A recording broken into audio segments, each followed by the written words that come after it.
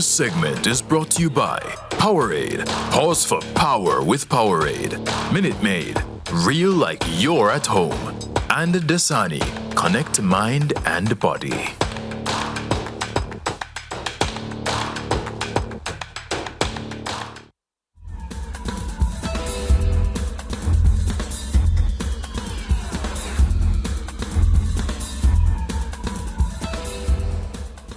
Back on the Sportsmax Zone, we're on court now because we're talking basketball and the NBA. Action on Tuesday night saw the Dallas Mavericks digging deep after squandering a late lead to beat the Denver Nuggets 116-105 at the Ball Center. We have the highlights. Dallas Mavericks and the Denver Nuggets, and this one would be a crucial one that came down to the wire. There's your two-time reigning MVP, Nikola Jokic, and Luka Doncic. How about Luka the Don with the dime to start things off? Finds Christian Wood in the paint. So fine, you got to see it 2 times. Luka, 12 assists. He also had 22 points, pulling and popping from the top of the key. Then from the wing, same result.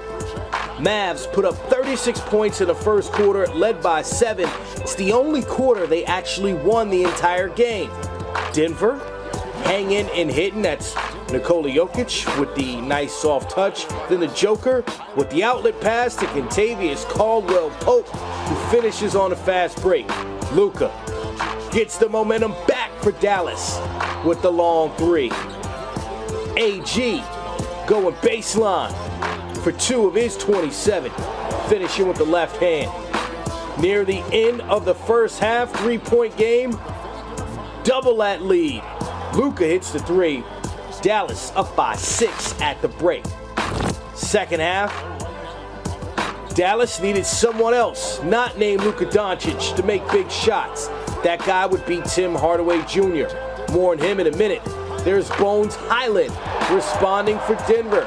Keeps it at a 5-point deficit. Watch Nikola Jokic here, reminding us why he's a 2-time reigning MVP. Gets the rebound. He had 19 points, 8 assists, 8 boards, and gets this coast-to-coast douche. Then the Joker in the paint with the behind-the-back pass. Are you kidding me? And one for Jeff Green. Check it out again. Full skills on display. Remember Tim Hardaway Jr.? Yeah, he hit 6 trays. 2 defenders there. Doesn't matter. Big shot. Later in the fourth, Nikola Jokic, so clutch. And 1. Dallas ahead, 111-109. And the shot from the corner is good by Bruce Brown. Puts Denver up by 1. Dorian Finney-Smith gets the feed from Luka and nails the tray. Luka Doncic did not make a shot in the fourth quarter. Other guys stepped up. Tim Hardaway Jr. misses the free throw. Denver, one last chance. Jamal Murray, no good. Dallas gets the win, 116-115. It's the first win of the season for Dallas, but Luka did not lead the team in scoring.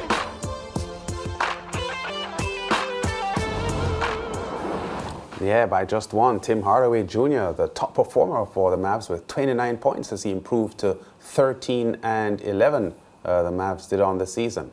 Joining us now to recap the match, our NBA analyst, Alistair Albert. Albert, great going there, and Doncic continuing to look solid. His average points per game dropping a bit in the past week. He was at 34 last week, 32.9 now, but a triple-double and continuing to look dominant.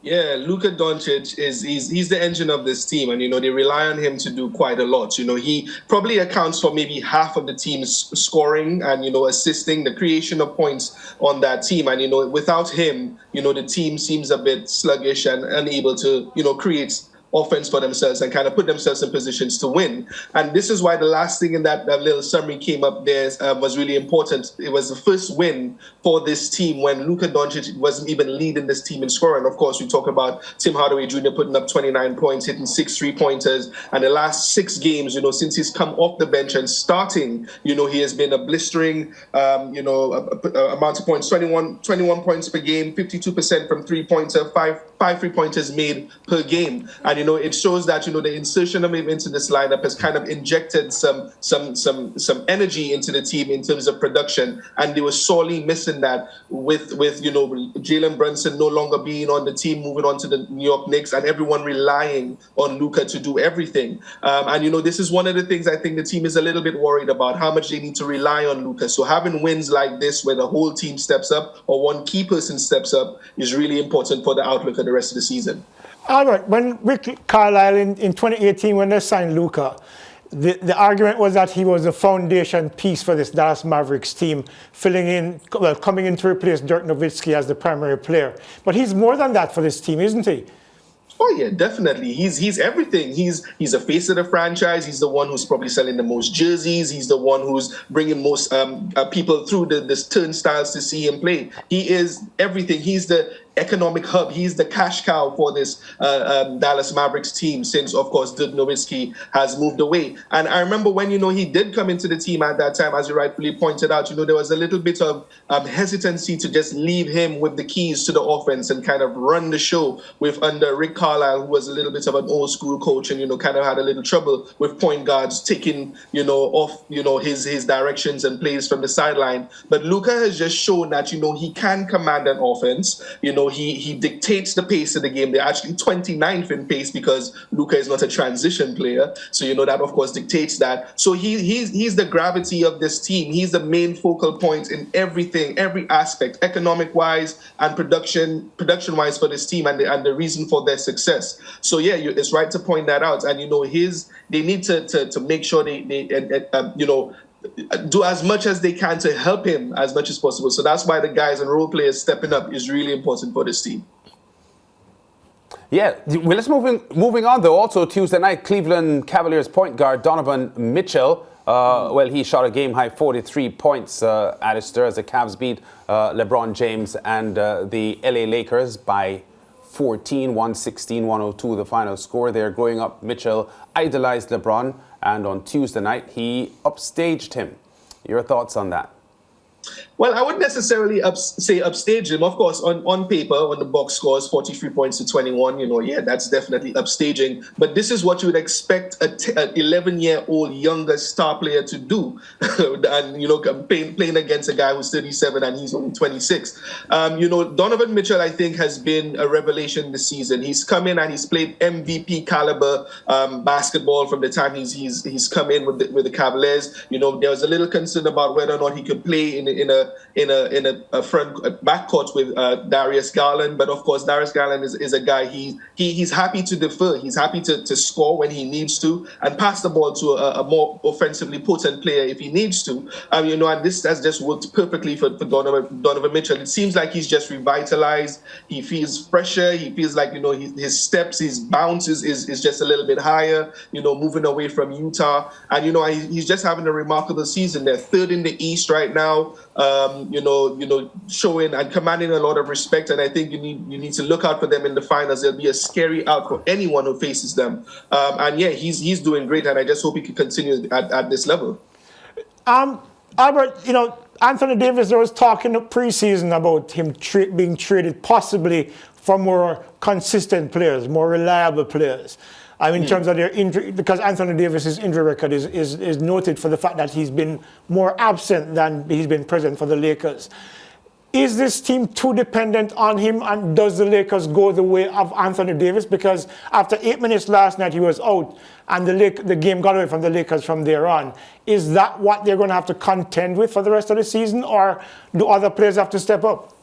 if the team stays pat and they don't make any major trades, I think that is what they'll have to kind of contend with and kind of have to rely on. I think this team, one of the things that I said really early on in the season is that I think the team is too cluttered at the top. The players don't know who to look to in final crucial moments. They want to go to LeBron, they want to go to Russ, they want to go to AD, and no one really knows who should be taking the last shot, making the most crucial plays, etc. As we've seen with LeBron being out, AD has stepped up, and in his last 10 games, he's averaging something like 34 points, 15 rebounds, 63% from the field, and he's just been MVP caliber. He's thrusted himself into the MVP conversation himself with the way that he's played. The team going 7-3 in their last 10 after an abysmal start to the season. So yeah, I think they kind of have to rely on AD if they don't make any trades. I think most people expect something to come in the next couple of weeks. But if this team stays the same and Anthony Davis remains healthy, I think they need to go in his direction because he's the one who's really pushing this team now. I think they've been looking for someone to take over the team from LeBron. We can't rely on a 37-year-old in his 20th season. Someone else has to step up. And Anthony Davis is the man. And, just hopefully this little flu-like symptoms incident he had last night is just that. And he could play, the most games that he's played in quite a long time this season. Yeah, the big question is, can he stay healthy? Because his injury record is significant the last past couple of seasons. I have a little joke. I think Anthony Davis needs to get, a sponsorship from a milk company, Cravendale or Carnation. I don't know. He needs to kind of toughen his bones, because I don't know what's really going on with him in terms of the amount of injuries that he has. We hope the whole street clothes moniker is laid to rest this season, and he can step up. So he needs to be on the court for the team to have any hope at all. Need some calcium in those bones, huh? Big time. Yeah, and quickly before you go, Alistair, the loss for the Lakers last night ended a 4-game winning streak. They've shown signs of revival in the past couple of weeks. We see Russell Westbrook doing a lot of his work now coming off the bench. Do you think the Lakers, given what you've just said, we accepted the Anthony Davis effect on this team, but is there hope for Lakers fans that they can rise to, a much better season for sure than last year? They have to be better than last year. I think at the start of the season, again, I said, they can't be any worse than they would last year. They didn't make the playoffs. They were not even a sniff close to the play-in. And they have to kind of be in contention for at least a play-in spot this year. And with their revitalization the last couple of games, it kind of shows there's some life to kind of get there. Most people are down on them, but I think the last 10 games have shown that if they could kind of, just put some structure around Anthony Davis and show and play a motion-heavy offense, not just. A lot of the time, the Lakers are just very stagnant on offense. Mm-hmm. But, if they're going to continue to play like that and kind of go through Anthony Davis, providing that he's healthy and, he can continue to put those wins together for them, I think they have a chance to at least get into the play-in, possibly. Yeah. That's probably their ceiling at this moment. And we reserve the right to kind of make that decision on what they might be later on if they play better. But right now, it looks like they're trying to get into the play-in, and if they could continue how they have the last 10 games, yes, it may be a possibility. All right, thanks, Alistair. We'll talk again soon. Thanks, man. No problem, guys. See you later. Okay, the other result on Tuesday night saw the Detroit Pistons getting the better of the Miami Heat, 116-96. And before we leave, viewers in Trinidad and Tobago, here's your chance to win a trip for two to attend the 2022-23 All-Star Weekend in Utah, USA. In our Take Your Shot promotion. Watch the NBA live on Sportsmax to get a chance to scan the QR code, which will give potential participants more information advising how to participate. The promotion valid from the 28th of November to the 20th of January 2023.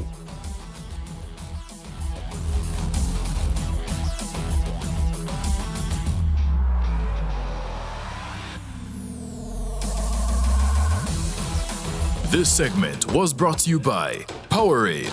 Pause for power with Powerade. Minute Maid. Real like you're at home. And Dasani. Connect mind and body.